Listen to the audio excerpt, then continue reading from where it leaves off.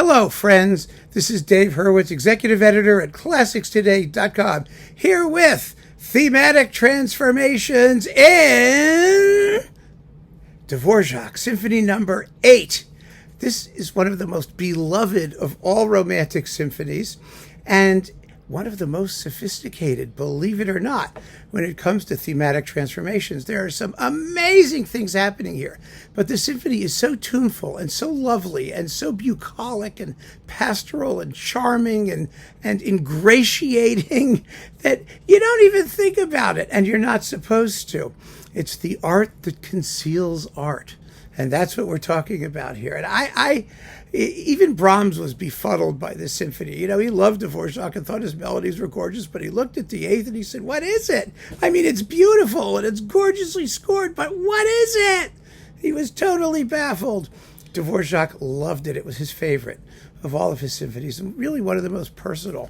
Dvorak was a master at thematic transformation, at variation, which was a form of thematic transformation, of course. And this symphony has a theme and variations finale, which we will be talking about a little bit, but not quite in the way you might expect.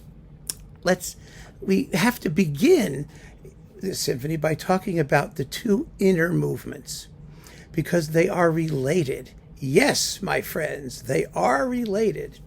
The third movement is just the most gorgeous waltz you've ever heard in your life, right?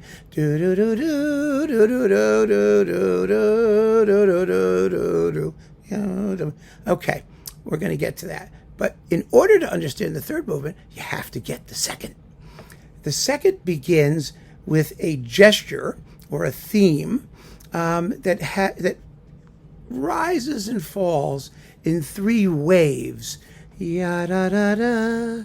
Ya-da-da, ya-da-da-da, da-da-da, ya-da-da-da. See, it's three waves, each one lower in pitch than the one that came before. And then there's a little appendix at the end. Jum, ba-ba-ba-bum, ba-ba-ba-bum, ba-ba-ba-bum. That's all you need to know. So I'm going to play it for you. We have this lovely Naxos recording featuring the Slovak Philharmonic under Stephen Gunzenhauser. And you'll get it immediately. Just listen to this lovely, beautiful tune.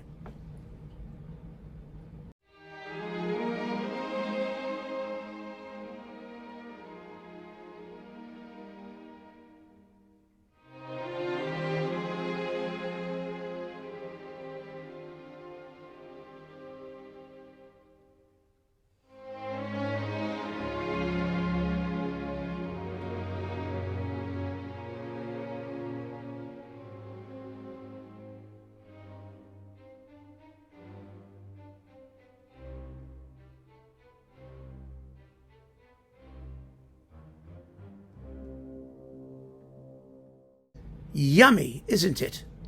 Absolutely wonderful. And that tune, transformed, is the theme of the third movement, which also reaches us in three waves, increasingly lower in pitch. The fascinating thing about it, though, is it's in a quicker tempo. So for the entire sort of first thematic section of the third movement, you hear it three times. So it's 3 times 3. He's playing with the number 3. You have this rising and falling wave that comes at us 3 times, and each successive wave is a slight variation of the one that came before. I mean, it's just unbelievable. It gives me a chill just thinking about it. But the truth is, it's you don't have to know this, but once you do, oh my goodness, listen to the 3 similar waves. Here they are.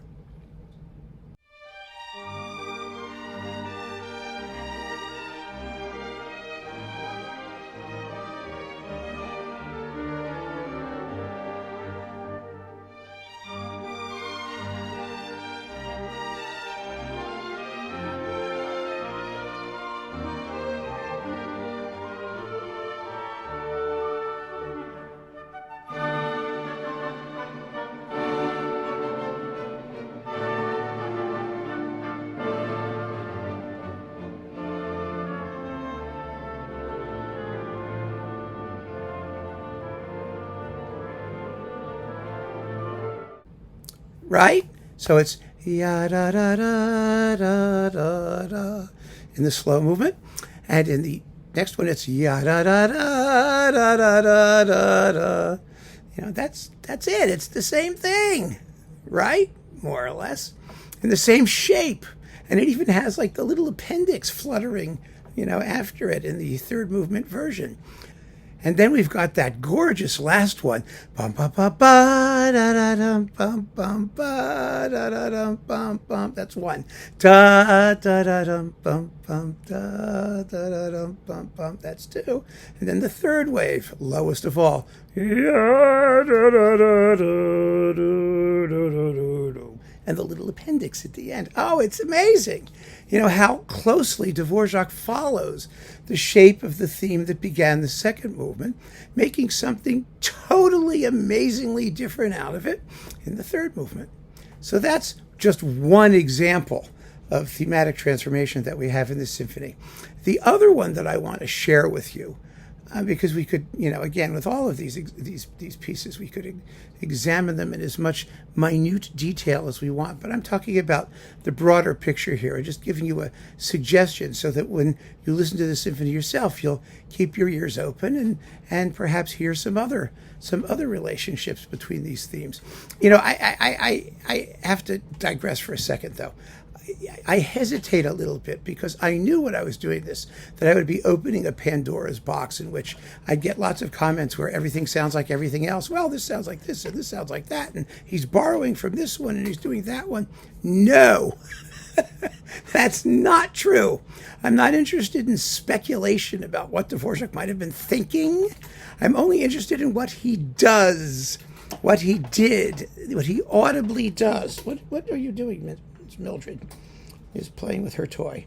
Anyway, so let's just keep that in mind and not get lost in the everything sounds like everything else sort of conundrum that often happens when we talk about thematic relationships. You know, there are only 12 notes, so no matter how you arrange them, they're all going to sound like each other at some point, but there are certain really specific examples, and those are the ones I propose to deal with. So let's deal with the finale. In order to understand the finale, which is a theme in variations, you have to know the theme. And in order to know the theme, you have to understand how the symphony begins. The symphony begins with a beautiful pastoral little flute theme. Do do ya da da da da da da da da ya da da da da da da. Right? Here it is. Here's the flute thing.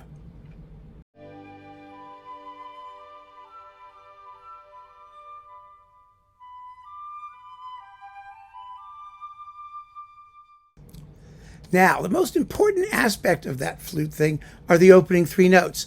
Da, da, da. That's really important. And the theme of the finale, which sums up everything that we've heard in the symphony so far, all in its wonderful little melodic core, is that theme, the flute theme, and the theme of the second movement. Ya da da da da da, the three waves, increasingly lower in pitch, except this time Dvorak reverses it and makes them higher in pitch. Each wave is a little bit higher up. Ya da da da da da da da da da da da da da da da, with a little appendix at the end. So the theme of the finale consists of that flute thing from the first movement, a transformation of it. It's not exactly the same. It is transformed, but with the rising three notes. Dum, bum, ba, ya da da ba, da da da da, da da da da da da da da. It's a transformation of that. And Dvorak wants you to hear it. That's why bum, bum, bum is so clear in both cases. And then the second half of the theme is that rising and falling three-wave thing from the second and third movements. And thus we have the substance of the entire symphony summed up in one catchy melody. Now, like most themes and variations, this one has two halves, both of which are repeated. So you can tell which section is which. You hear that first movement thing twice, then you hear the second and third movement thing twice. And here it is.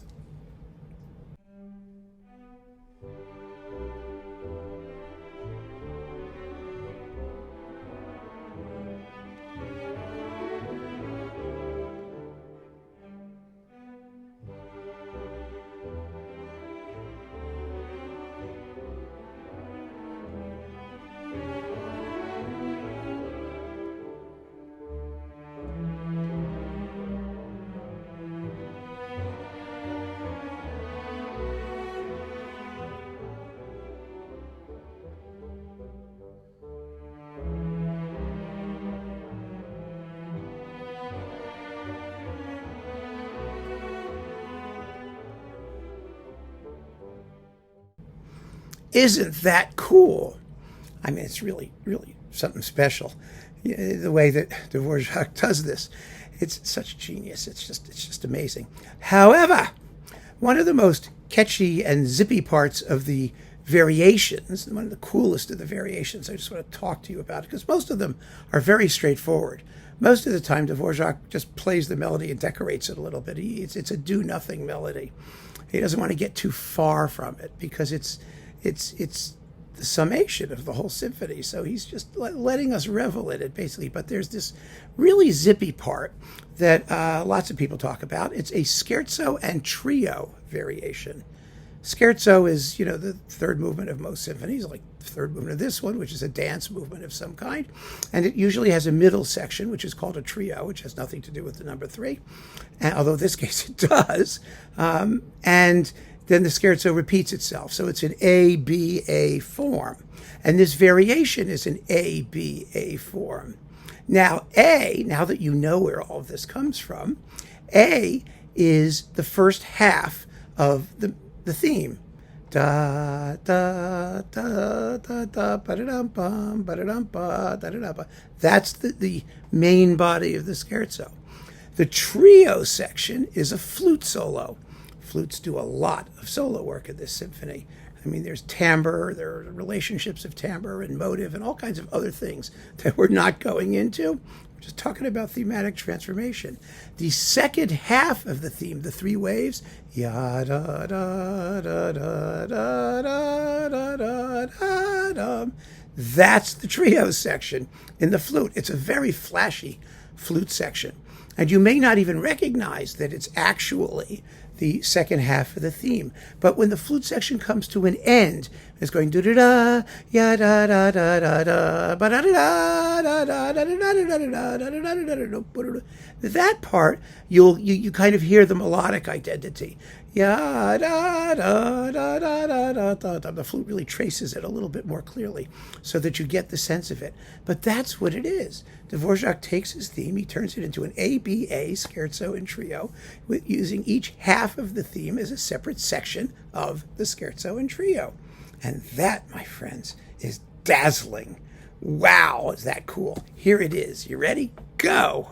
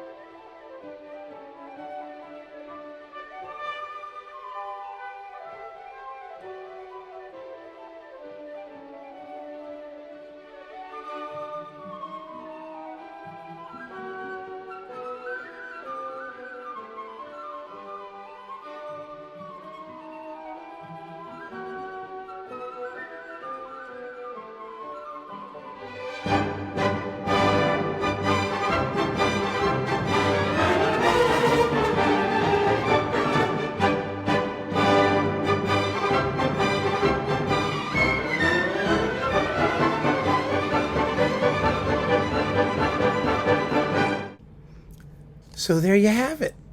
Easy as can be, wasn't it? That is the essence of Dvorak's 8th Symphony, the thematic relationships between the various movements. Now, like I said, there are others, and there are motivic relationships in this symphony. The idea of long, short, short, long, that's a motive.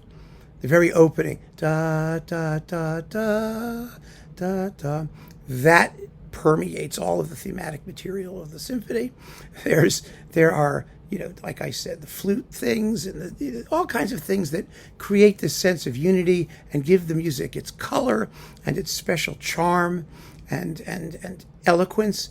But those are the principal thematic transformations in the symphony. And now I think I can turn you loose and listen to it with fresh ears and see how it sounds to you. I think it'll be very, very interesting. So keep on listening, friends. Thanks so much for joining me. Take care.